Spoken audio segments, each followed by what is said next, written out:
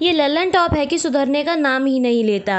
यह YouTube media channel पता नहीं क्यों भारत सरकार द्वारा किए गए कार्यों से कभी सहमत नहीं होता और हर बार भारतीय केवल परेशान ही होंगे, चाहे सरकार कितना भी अच्छा काम कर ले। पता नहीं ऐसा वामपंथ हर देश में होता है या भारत के वामपंथी अपने यहाँ का चीन के प्रति इतने वफादार हैं।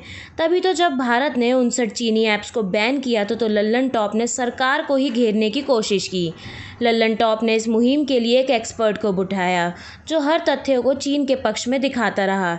इस एक्सपर्ट कासिम रिजवी के मुताबिक जिस डाटा प्राइवेसी के आधार पर चीन ऐप्स को प्रतिबंधित किया गया उसका कोई तुक नहीं बनता। रिजवी के अनुसार इंडिया में इन ऐप्स को बैन कर देने से मुख्य टिकटॉक, हेलो व शेयर इट प्रभावित होंगे क्योंकि इनके भारत में 500 मिलियन यूज़र थे।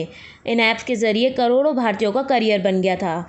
मिस्टर रिजवी के अनुसार इस फैसले ने लोगों को तगड़ा आर्थिक झटका दिया है। लोगों के जॉब क्रिएशन के अवसर को सरकार ने इस कदम से छीन लिया है। लल्लन टॉप के ये कुछ तर्क आपको हंसाने के लिए काफ़ी होंगे। चाइना की तरफदारी करते हुए लल्लन टॉप ने लिखा कि चाइना ग्लोबल डिजिटलाइजेशन में अग्रणी है। सरकार ने लोगों की भावनाओं का फ़ायदा उठाते हुए चाइनीज़ ऐप को बैन कर दिया है। लल्लन टॉप के अनुसार ये सब कुछ करने के लिए डाटा प्रोटेक्शन बिल या लॉ पास किया जाना चाहिए था। कासिम नामक एक्सपर्ट के अनुसार हर एक ऐप को इंस्टॉल करने पर अलाउ और डिनाई वाली परमिशन मांगी जाती है। फिर चाइनीज़ ऐप के लिए ही ऐसा प्रतिबंध क्यों? कासिम के अनुसार चीन को दुश्मन देश भी नहीं कहा जा सकता। अब बात करते हैं अपने देश की। हमारे देश ने जिस अखंडता और संप्रभुता को बचाने के लिए इन ऐप्स को बैन करने का कदम उठाया है, ये लोग इसको खतरे में क्यों डाल रहे हैं? डाटा प्राइवेसी के लिए कभी तो ये इतना हल्ला उठा देते हैं कि जनगणना तक ना करने की मांग को लेकर सड़कों पर आ जाते हैं और अब चीन की ऐसी हिमायत कर रहे हैं कि इन्हें प्राइवेसी या डाटा लीकेज को लेकर सब कुछ सहज लग रहा है। हद है दोगलेपन की भी। लल्लन टॉप का तर्क है कि इस तरह चाइनीज़ ऐप को बैन कर देना हमें तानाशाही बना देगा। हमें अपनी पॉलिसी के ज़रिए स्टार्टअप को ग्लोबल लेवल पर पहुंचाना होगा। ये निहायत ही बकवास लगता है।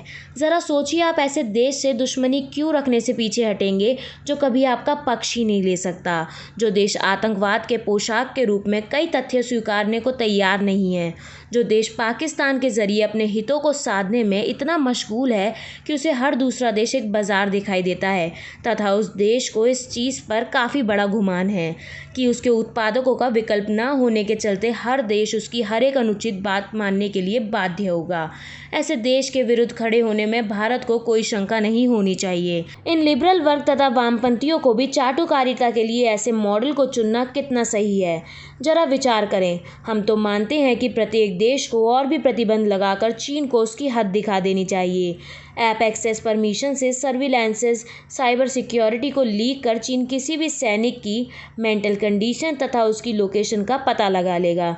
देश की सुरक्षा के लिए ये कितना बड़ा खतरा पैदा कर सकता है, ये चीज़ आप पठानकोट एयरबेस के हुए हमले के उदाहरण से समझ सकते हैं।